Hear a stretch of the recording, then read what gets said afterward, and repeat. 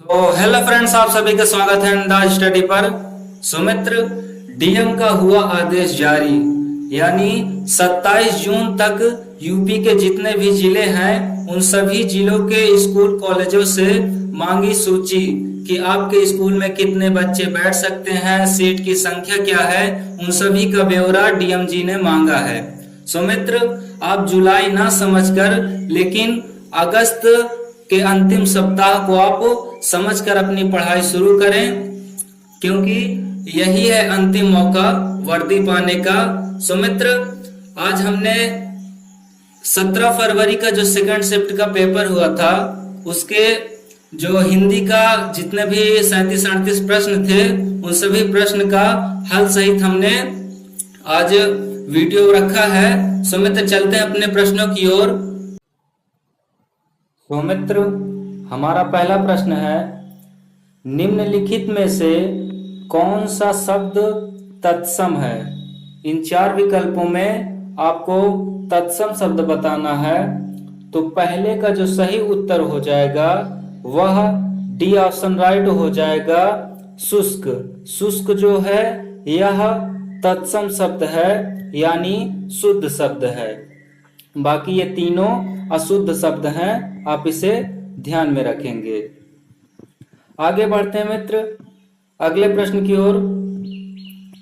अगला प्रश्न हमारा दूसरा, निम्नलिखित में से चांदनी शब्द के पर्यायवाची किस विकल्प में है?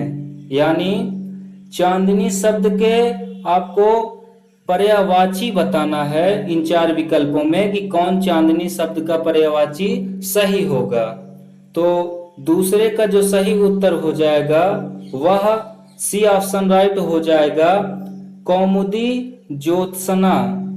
कौमुदी ज्योत्सना जो है यह चांदनी का पर्यायवाची शब्द है, आप इसे ध्यान में रखेंगे। आगे बढ़ते हैं मित्र अगले प्रश्न की ओर। अगला प्रश्न हमारा तीसरा, निम्नलिखित में से किस वाक्यांश के लिए दिया गया शब्द सुसंगत है? सुसंगत का मतलब अलग, जो संगति मेल नहीं करता उसे सुसंगति कहा जाता है। तो तीसरा प्रश्न जो है, निम्नलिखित में से किस वाक्यांश के लिए दिया गया शब्द सुसंगत है? तो तीसरे का जो सही उत्तर हो जाएगा वह ए ऑप्शन राइट हो जाएगा, आदि से अंत तक। यानी इसका जो सही अर्थ बनेगा आदि से अंत तक, आद्योपांत बन जाएगा, आप इसे ध्यान में रखेंगे। तो तीसरे का पहला ऑप्शन सही हो जाएगा, आद्योपांत, यानी आदि से अंत तक आद्योपांत कहलाएगा, आप इसे ध्यान में रखेंगे। आगे बढ़ते हैं मित्र चौथा प्रश्न है हमारा, श्रुति सम भिन्नार्थ शब्द युग्म निर्वाद और निर्विवाद का उचित अर्थ है। आपको श्रुति सम भिन्नार्थ यानी भिन्नार्थ शब्द से पूछा गया है, शब्द युग्म निर्वाद और निर्विवाद का उचित अर्थ आपको बताना है। यानी निर्वाद का और निर्विवाद का उचित अर्थ क्या होगा? तो आप इसका सही जो उत्तर हो जाएगा चौथे का वह ए ऑप्शन राइट हो जाएगा, निंदा और विवाद रहित। यानी निर्विवाद जो है यह इसका उचित अर्थ हो जाएगा, निर्वाद का निंदा हो जाएगा, निर्वाद का निंदा हो जाएगा, और निर्विवाद का विवाद रहित, यानी कि विवाद से जो दूर हो, लड़ाई झगड़े से जो दूर हो उसे विवाद रहित कहेंगे, आप इसे ध्यान में रखेंगे। तो चौथे का ये ऑप्शन राइट हो जाएगा। अगले प्रश्न की ओर बढ़ते हैं मित्र। अगला प्रश्न हमारा पांचवा प्रश्न है, निम्नलिखित में से अशुद्ध वाक्य का चयन कीजिए। इन 4 विकल्पों में आपको अशुद्ध पहचानना है। तो पांचवे का जो सही उत्तर हो जाएगा वह वी ऑप्शन राइट हो जाएगा, बी ऑप्शन जो है यह अशुद्ध है, यानी तुम मेरे तरफ क्यों चले आ रहे हो, यह अशुद्ध है। इसका जो शुद्ध बनेगा वह तुम मेरी तरफ क्यों चले आ रहे हो, तुम मेरी तरफ क्यों चले आ रहे हो, यह शुद्ध हो जाएगा। अगले प्रश्न की ओर बढ़ते हैं मित्र। अगला प्रश्न हमारा छठवां, निम्न में से लिंग की दृष्टि से कौन सा विकल्प गलत है। आपको गलत विकल्प बताना है 4 विकल्पों में। तो छठवें का जो सही उत्तर हो जाएगा वह बी ऑप्शन राइट हो जाएगा, बनियान ये अशुद्ध है, यानी कि यह गलत विकल्प है। बनिया का जो शुद्ध हो जाएगा यानी स्त्रीलिंग जो बनेगा वह बनियान बन जाएगा, बनियान जो हो जाएगा यह बनिया का स्त्रीलिंग शब्द हो जाएगा। आप इसे ध्यान में रखेंगे। अगला प्रश्न हमारा 7वां, वधू शब्द का बहुवचन क्या होगा। आपको वधू शब्द जो है इसका बहुवचन बताना है। तो 7वें का जो सही उत्तर हो जाएगा वह ए ऑप्शन राइट हो जाएगा, वधुएं जो है यह बहुवचन शब्द है। आप इसे ध्यान में रखेंगे। आगे बढ़ते हैं मित्र। अगला प्रश्न हमारा 8वां, माँ ने बच्चों को यानी माँ ने बच्चों को मिठाइयाँ दी, रेखांकित के शब्द में कौन सा कारक है, यानी रेखांकित के शब्द में कौन सा कारक है। माँ ने बच्चे को मिठाइयाँ दी, रेखांकित शब्द में कौन सा कारक होगा। तो 8वें का जो सही उत्तर हो जाएगा वह ए ऑप्शन हो जाएगा, संप्रदान कारक। यानी संप्रदान कारक में क्या होता है कि को के लिए जो है यह संप्रदान में आ जाते हैं। आप इसे ध्यान में रखेंगे। तो माँ ने बच्चे को, संप्रदान में क्या आता है, को के आता है। तो यहाँ पर माँ ने बच्चे को मिठाइयाँ दी, तो संप्रदान कारक हो जाएगा। आप इसे ध्यान में रखेंगे। संबंध कारक में क्या होता है कि संबंध कारक में का, की, के ये सभी के सभी संप्रदान कारक वो संबंध कारक के आ जाते हैं। आप इसे ध्यान में रखेंगे। आगे बढ़ते हैं मित्र। अगला प्रश्न हमारा 9वां, निम्नलिखित में से कौन सा शब्द तद्भव है। इन 4 विकल्पों में आपको तद्भव शब्द बताना है। तो 9वें का जो सही उत्तर हो जाएगा वह ए ऑप्शन राइट हो जाएगा, उल्लू जो है यह तद्भव शब्द है। आप इसे ध्यान में रखेंगे। उल्लू जो है यह तद्भव है, बाकी ये सभी के सभी तत्सम है। आप इसे ध्यान में रखेंगे। ये सभी के सभी तत्सम है और उल्लू को छोड़कर। तो 9वें का ए ऑप्शन राइट हो जाएगा। अगला प्रश्न देखें। अगला प्रश्न हमारा 10वां, निर्भिमान शब्द में कौन सा उपसर्ग लगा है। यानी निर्भिमान शब्द जो है इसमें कौन सा उपसर्ग लगा है, आपको सही उत्तर बताना है। तो 10वें का जो सही उत्तर हो जाएगा वह डी ऑप्शन राइट हो जाएगा। आप इसे ध्यान में रखेंगे क्योंकि निर जो है यह उपसर्ग है, यानी उपसर्ग है। और मूल शब्द क्या है, भीमान। भीमान जो है यह मूल शब्द है। तो 10वें का जो सही उत्तर हो जाएगा डी ऑप्शन हो जाएगा। अगला प्रश्न देखें। 11वां प्रश्न है, निम्नलिखित में से किस विकल्प में सही समास विग्रह नहीं हुआ है। इन 4 विकल्पों में आपको सही समास विग्रह किस में नहीं हुआ उसे चुनना है। तो 11वें का जो सही उत्तर हो जाएगा वह वी ऑप्शन राइट हो जाएगा, देह लता, लता रूपी देह, या इसका सही उत्तर हो जाएगा। 11वें का वी ऑप्शन राइट हो जाएगा। आगे देखें मित्र। अगला प्रश्न है 12वां, निम्नलिखित में से निश्चयवाचक सर्वनाम है। आपको इन 4 विकल्पों में निश्चयवाचक सर्वनाम बताना है। तो निश्चयवाचक में क्या होता है?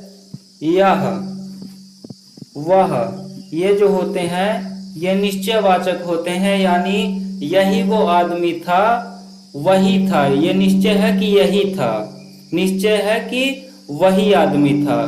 तो 12वें का जो सही उत्तर हो जाएगा वह सी ऑप्शन राइट हो जाएगा। यह जो है यह निश्चयवाचक है, आप इसे ध्यान में रखेंगे। आगे बढ़ते हैं मित्र। अगला प्रश्न है हमारा 13वां, कविश्वर का सही संधि विच्छेद क्या है? आपको कविश्वर का संधि विच्छेद बताना है। तो 13वें का जो सही उत्तर हो जाएगा वह वी ऑप्शन राइट हो जाएगा, कवि प्लस ईश्वर। कवि प्लस ईश्वर जो है यह इसका सही उत्तर हो जाएगा। अब कविश्वर में संधि पूछे कि कौन सी संधि है, तो आप इसे ध्यान में रखेंगे। कविश्वर में विसर्ग संधि होगी, आप इसे ध्यान में रखेंगे। आगे बढ़ते हैं मित्र। अगला प्रश्न हमारा 14वां प्रश्न है, क्या कोई तारे गिन सकता है? वाक्य में किस चिन्ह का प्रयोग हुआ है? आपको इस वाक्य में बताना है कि किस चिन्ह का प्रयोग हुआ है। तो 14वें का जो सही उत्तर हो जाएगा वह ए ऑप्शन राइट हो जाएगा, प्रश्न सूचक चिन्ह है। इसमें क्या है कि ये पूछा जा रहा है कि क्या कोई तारे गिन सकता है। यहाँ पास प्रश्न बना है कि क्या कोई तारे गिन सकता है, तो यह प्रश्नवाचक यानी प्रश्न सूचक हो जाएगा। 14वें का ए ऑप्शन राइट हो जाएगा, प्रश्न सूचक। आगे बढ़ते हैं मित्र। अगला प्रश्न हमारा 15वां, ईमानदार शब्द में कौन सा विशेषण है? आपको ईमानदार शब्द में विशेषण बताना है कि इसमें कौन सा विशेषण होगा। तो 15वें का जो सही उत्तर हो जाएगा वह सी ऑप्शन राइट हो जाएगा, गुणवाचक विशेषण।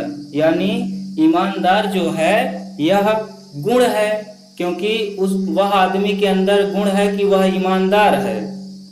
उस आदमी के अंदर गुण है कि वह ईमानदार है। तो ईमानदार जो है यह गुणवाचक विशेषण हो जाएगा, आप इसे ध्यान में रखेंगे।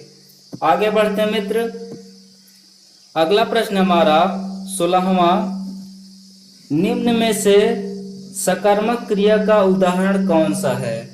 इन 4 विकल्पों में आपको सही उत्तर बताना है कि सकर्मक क्रिया का उदाहरण कौन है। तो 16वें का जो सही उत्तर हो जाएगा वह वी ऑप्शन राइट हो जाएगा, रमेश ने खिलौने खरीदे। रमेश ने खिलौने खरीदे, यह सकर्मक क्रिया है, आप इसे ध्यान में रखेंगे। आगे बढ़ते हैं मित्र। अगला प्रश्न हमारा 17वां, भौतिकी शब्द में कौन सा प्रत्यय लगा है? आपको भौतिकी शब्द में कौन सा प्रत्यय लगा है? तो 17वें का जो सही उत्तर हो जाएगा वह वी ऑप्शन राइट हो जाएगा, बड़ी ई। बड़ी ई जो है इसकी मात्रा लगी हुई है ये। तो भौतिकी में ई बड़ी की मात्रा लगी है, तो 17वें का बी ऑप्शन राइट हो जाएगा, भौतिकी ई बड़ी की मात्रा लास्ट में लगी है, तो यह प्रत्यय हो जाएगा। तो आप इसे ध्यान में रखेंगे। आगे बढ़ते हैं मित्र। अगला प्रश्न है हमारा 18वां, उमा से पढ़ा नहीं जाता, वाक्य में कौन सा वाच्य है? आपको वाक्य में कौन सा वाच्य बताना है। तो 18वें का जो सही उत्तर हो जाएगा वह सी ऑप्शन राइट हो जाएगा, भाववाच्य। उमा से पढ़ा नहीं जाता, इसका जो वाक्य में वाच्य बताना है तो यह सी ऑप्शन राइट हो जाएगा, भाववाची होगा। 18वें का सी ऑप्शन राइट हो जाएगा। आगे बढ़ते हैं मित्र। अगला प्रश्न हमारा 19वां, कान पर जूं ना रेंगना यानी कान पर जूं ना रेंगना मुहावरे का अर्थ निम्नलिखित में से कौन सा है? तो आपको कान पर जूं ना रेंगना मुहावरे का अर्थ बताना है। तो 19वें का जो सही उत्तर हो जाएगा वह सी ऑप्शन राइट हो जाएगा, कुछ असर ना होना, यानी कान पर जूं ना रेंगना कुछ असर ना होना। तो 19वें का जो सही उत्तर होगा वह सी ऑप्शन राइट हो जाएगा। आगे बढ़ते हैं मित्र। 20वां प्रश्न है, आकर्षण का विलोम शब्द है। आपको आकर्षण का विलोम शब्द बताना है। तो 20वें का जो सही उत्तर हो जाएगा वह वी ऑप्शन राइट हो जाएगा, विकर्षण।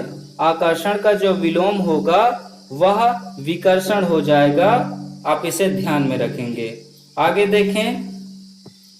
अगला प्रश्न हमारा 21वां, सब और विपत्ति का होना, इस अर्थ के लिए सही लोकोक्ति निम्नलिखित में से कौन सी है? सब और विपत्ति होने का आपको लोकोक्ति बताना है। तो 21वें का जो सही उत्तर हो जाएगा वह डी ऑप्शन हो जाएगा, आगे कुआं पीछे खाई। यानी सभी ओर जब विपत्ति हो जाती है तो इंसान परेशानियों से घिर जाता है। तो सब और विपत्ति होना यानी आगे कुआं है तो पीछे खाई, वो जाए तो जाए कहाँ, बीच में फंसा हुआ है। तो सब और विपत्ति होने का जो लोकोक्ति का अर्थ होगा वह डी ऑप्शन राइट हो जाएगा, आगे कुआं पीछे खाई। आगे देखें मित्र। 22वां प्रश्न है, शांत रस का अस्थाई भाव क्या होगा? मोस्ट इंपॉर्टेंट प्रश्न है, एग्जाम में बहुत बार रिपीट हुआ है। तो 22वें का जो सही उत्तर हो जाएगा वह ए ऑप्शन राइट हो जाएगा, निर्वेद। शांत रस का स्थायी भाव निर्वेद होता है। आप इसे ध्यान में रखेंगे। आगे देखें मित्र। अगला प्रश्न हमारा 23वां, शिल्पगत आधार पर दोहे से उल्टा छंद है। यानी आपको दोहे का उल्टा बताना है कि दोहे का उल्टा कौन सा छंद होता है। तो 23वें का जो सही उत्तर हो जाएगा वह सी ऑप्शन राइट हो जाएगा, दोहे का उल्टा जो होता है वह सोरठा हो जाता है। क्योंकि दोहे में 13 11 प्रत्येक चरण में, मतलब कि 4 दोहे में क्या होते हैं कि 4 चरण होते हैं। अब पहले और तीसरे चरण में 13 मात्राएं होती है। पहले और तीसरे चरण में 13 मात्राएं होती है और दूसरे और चौथे चरण में 11 मात्राएं होती है। वहीं पास ये तो दोहे में हुआ, ये दोहे में पहले और तीसरे चरण में 13 मात्रा और दूसरे और चौथे चरण में 11 मात्रा।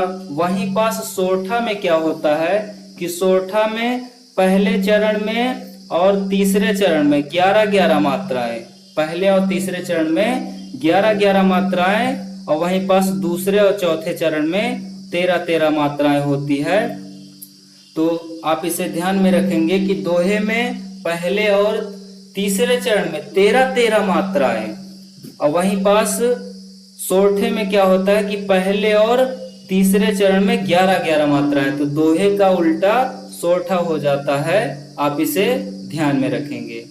आगे देखें मित्र। अगला प्रश्न हमारा मोस्ट इंपोर्टेंट प्रश्न है, 24वां प्रश्न है, रहीमन पानी राखिए विन पानी सब सून, पानी गए न उबरे मोती मानुष चून। इस पंक्ति में कौन सा अलंकार होगा? तो 24वें का जो सही उत्तर हो जाएगा वह डी ऑप्शन राइट हो जाएगा, श्लेष अलंकार। श्लेष अलंकार हो जाएगा 24वें का।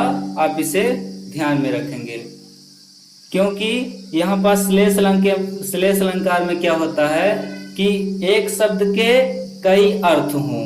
तो आप इसे ध्यान में रखेंगे कि एक श्लेष अलंकार में क्या होता है कि कोई एक शब्द होगा, उसके अनेक अर्थ होंगे, यानी उससे चिपके हुए अर्थ होंगे, तो आप इसे ध्यान में रखेंगे।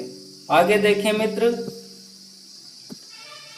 अगला प्रश्न हमारा 25वां, निम्नलिखित में से कौन सा शब्द अनेकार्थी शब्द भेद से संबंध नहीं है, यानी अनेकार्थी से संबंध नहीं रखता, तो आप इसे ध्यान में रखेंगे कि 25वें का जो सही उत्तर हो जाएगा वह ए ऑप्शन राइट हो जाएगा, मूल्य। मूल्य जो है यह अनेकार्थी से संबंध भेद नहीं रखता है। तो अगले प्रश्न की ओर देखते हैं मित्र।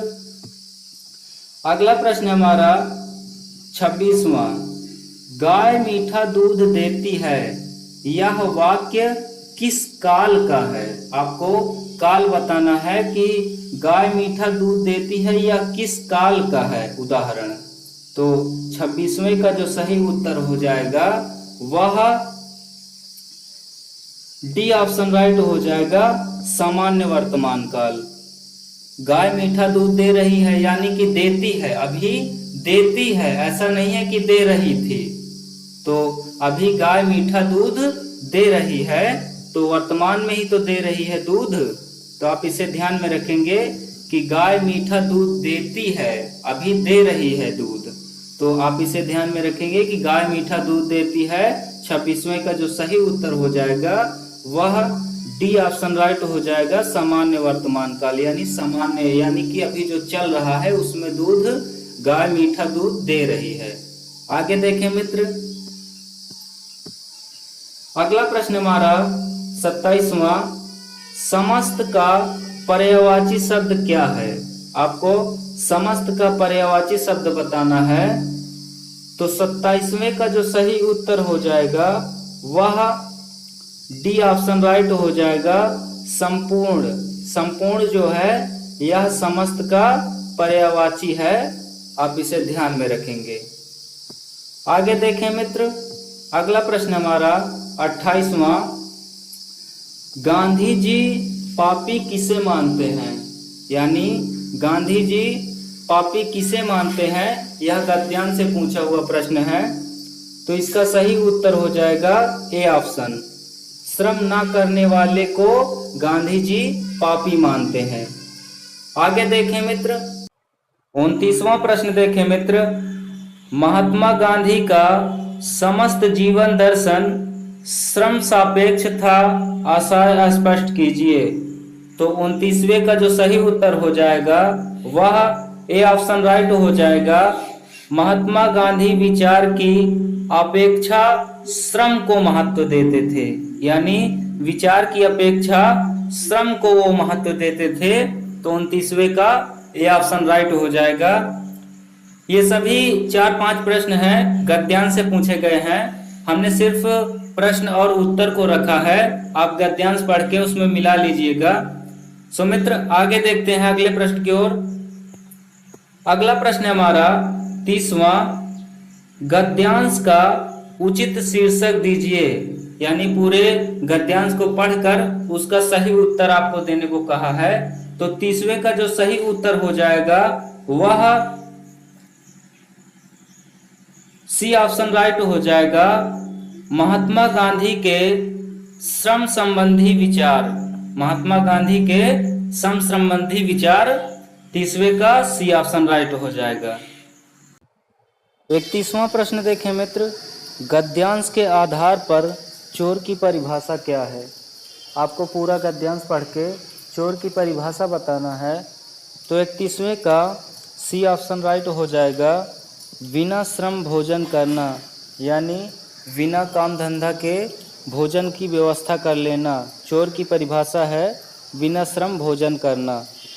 सो मित्र हमने इस वीडियो में हिंदी के जो 38 प्रश्न हैं उन्हें 1 से शुरू किया है, यानी 1 से टाइप किया है, और वहाँ प्रश्न पत्र में जो है 82 से शुरू है, तो आप इसे ध्यान में रखेंगे। बाकी सेंटर बाय सेंटर यानी कि लेवल बाय लेवल जो प्रश्न पत्र में जैसे 82, 83, 84 इस तरह सब टाइप है, एक लगातार ही टाइप किया है, तो आप इसे समझना।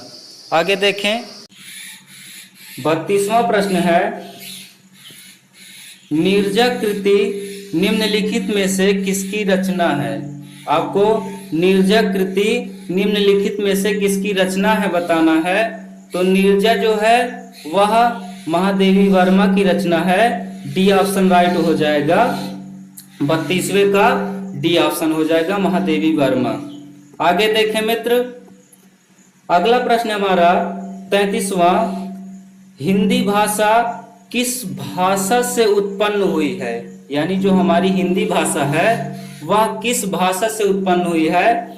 तो 33वें का ए ऑप्शन राइट हो जाएगा, अपभ्रंश। हिंदी भाषा जो है वह अपभ्रंश से विकसित हुई है यानी उत्पन्न हुई है, तो 33वें का ए ऑप्शन राइट हो जाएगा।